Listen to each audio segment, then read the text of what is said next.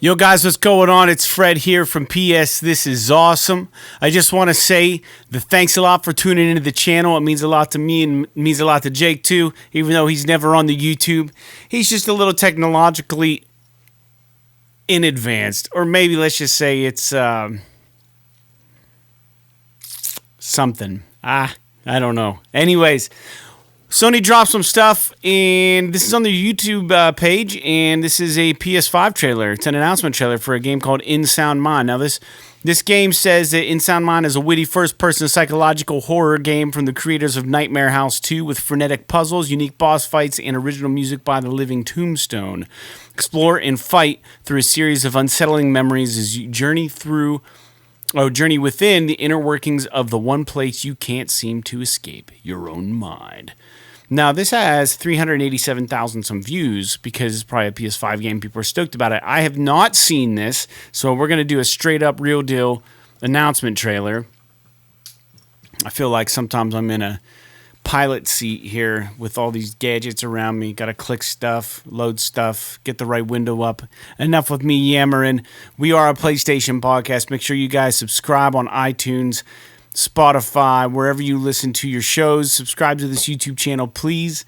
Please put a lot of time and work into this, a lot of energy into it. We also work jobs. We're also pretty much professional musicians, so we're always busy. So I appreciate you, and let's take a look at this.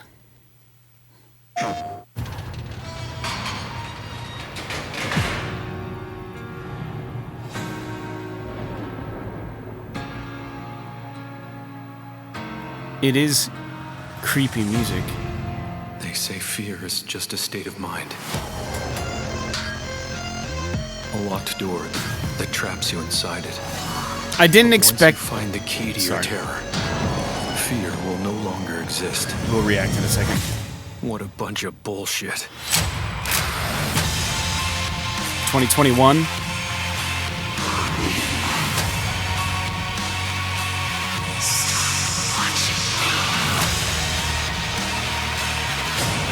I like the meat locker. They keep coming back to that. It's a trope. These little dummies. These little mannequins.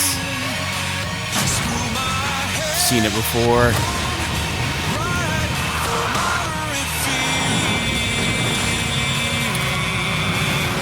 The supernatural aspect of it is cool. Like, because in your mind anything can happen. That's kind of cool. Early 2021, InSoundMind.com. So, games like this don't really get me stoked. If you look at it, there's nothing visually impressive about this game. This probably could have easily, well, it's hard for me to say or speculate, but it probably could easily run on a PS4. I mean, we've all seen what those Last of Us 2 Part 2 trailers look like. And the fidelity on this looks so much inferior. But it's probably a smaller studio, so it's not all about graphics. I mean, the idea of the game's kind of cool, that you're trapped in your mind, and anything in your mind, like the scariest things that you can think of, if that could come to fruition, it would be just so frightening, right? But this doesn't really trip my trigger, this game. I mean, like I said, that little thing's kind of tropish.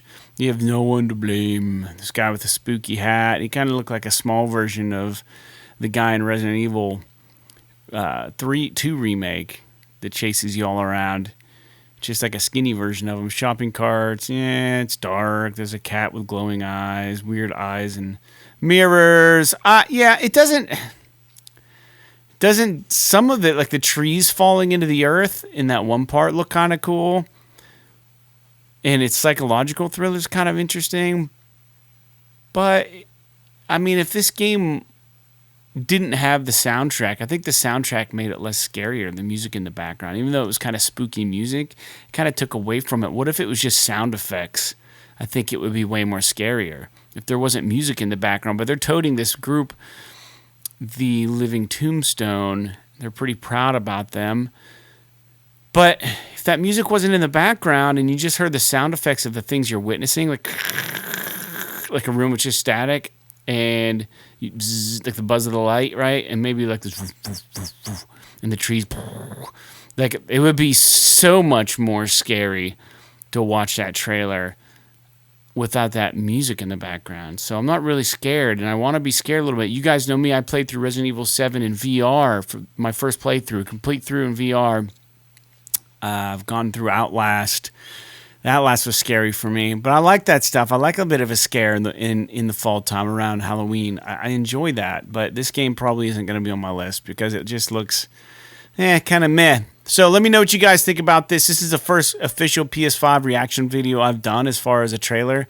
Now, a lot of games are being forced to be PS5 compatible, so them saying it's available on PS5 might just be a way to advertise it and push it out there. This may end up being a PS4 game also. Who knows? So anyways, I don't have much else to say about it.